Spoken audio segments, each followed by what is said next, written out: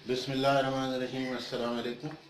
आज की इस वीडियो में मैं एक बार फिर आप लोगों को खुशामदीद कहता हूँ। और आपको जैसा कि मालूम है कि मैथमेटिकल लॉजिक का एक पार्ट है डेटा सफिशेंसी, उसके क्वेश्चंस मैं आपको करवा रहा था, जिसकी एप्लीकेशन बहुत ज़्यादा इंटरनेशनल लेवल पर भी है कि जब हम बाहर जाकर एग्ज़ाम देकर बाहर जाना चाहते हैं तो उसमें हम डेटा सफिशेंसी का टेस्ट देते हैं और ये टेस्ट के पेपर जो हैं आपको जीमैट में मिलते हैं। उसी को देखते हुए मैंने बताया था कि पाकिस्तान में भी मुख्तलिफ टेस्ट में ये क्वेश्चंस रख दिए गए हैं। तो उन्हीं क्वेश्चंस को मैंने लास्ट अपनी वीडियो में भी करवाया था और कुछ क्वेश्चन और आज को मैं आपको करवा रहा हूँ। तो इसमें इस तरह क्वेश्चन है कि if R and S are positive integers, R is what percent of S. ठीक है, क्वेश्चन इस तरह है कि if R and s are positive integers, positive integers, ठीक है। positive integers, r is what percent of s, r is what percent of s। पहला statement r is equals to 3/4s और दूसरा स्टेटमेंट है r divided by s is equals to 75/100। यूँ ये question है। अच्छा, मैंने बताया था कि इसमें एक क्वेश्चन होता है और दो स्टेटमेंट्स होते हैं। तो क्वेश्चन का जवाब जो है वो स्टेटमेंट 1 से या तो आ रहा होता है या स्टेटमेंट 2 से आ रहा होता है, या दोनों को कंबाइन करने से आ रहा होता है, या इंडिविजुअली दोनों से आ रहा होता है, या दोनों से नहीं आ रहा होता कंबाइन करने पर भी और इंडिविजुअली।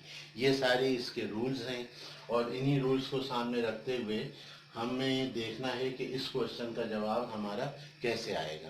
तो असल मकसद मैंने बताया था कि इतना ज़्यादा आंसर का मसला नहीं है जितना कि ये देखना ज़रूरी होता है कि हमारा आंसर किस स्टेटमेंट से आ रहा है।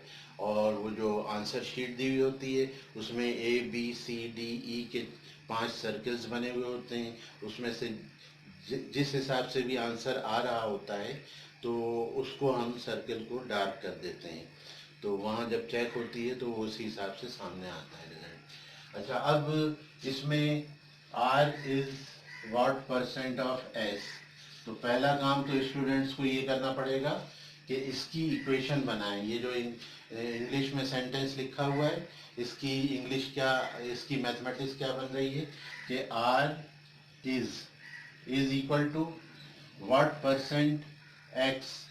व्हाट, मैथमेटिक्स में वाट का मतलब x, परसेंट, परसेंट का मतलब डिवाइडेड बाय 100, ऑफ का मतलब मल्टीप्लिकेशन और ये s।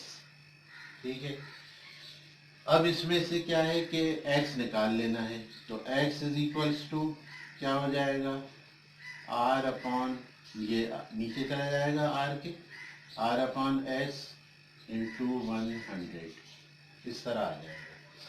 अब हमारे पास क्या है कि यहाँ पर r अपॉन एस जो है या आप इस तरह कर सकते हैं। ठीक है, r is equals to 3/4s दिया हुआ है, तो इसको आप इस तरह कर लें कि पहले मैं इसको मिटा दूँ। दूसरा स्टेटमेंट, पहला स्टेटमेंट कंसीडर करते हैं कि r इस s को नीचे ले आइए, तो ये बन जाएगा 3/4।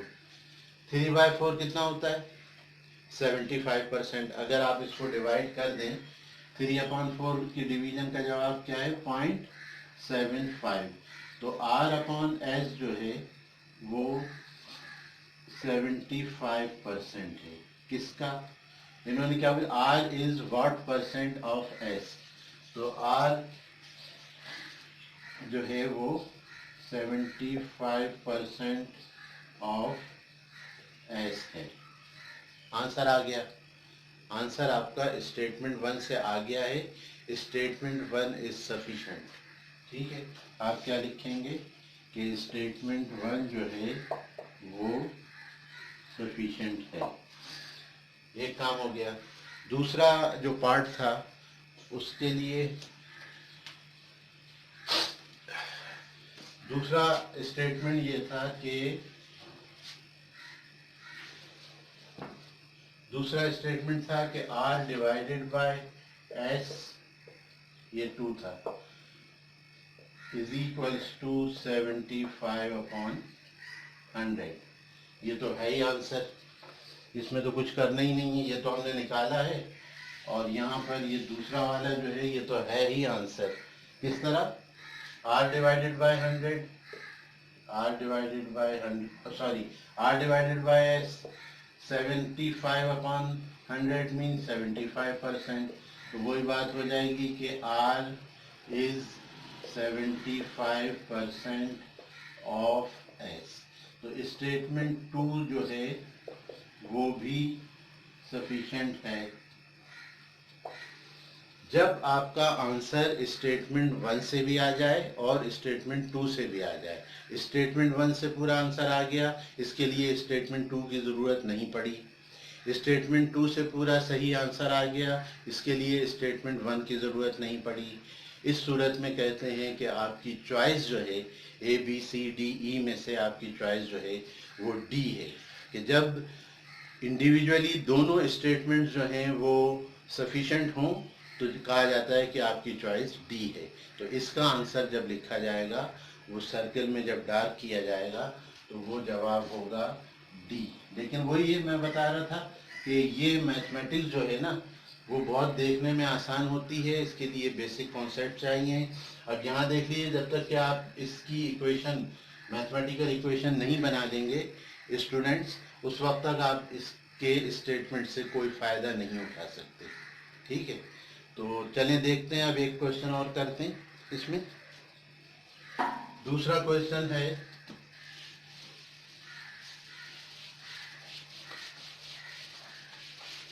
सेकंड क्वेश्चन इस तरह है कि जनाब Ali, what is the value of, ये क्वेश्चन है, what is the value of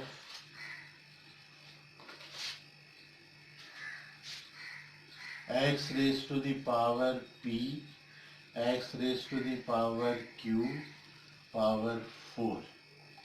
इसकी वैल्यू बताना है। स्टेटमेंट 1 क्या कह रहा है? स्टेटमेंट 1 कह रहा है कि p is equals to q, और दूसरा स्टेटमेंट क्या कह रहा है कि x इज इक्वल्स टू 3।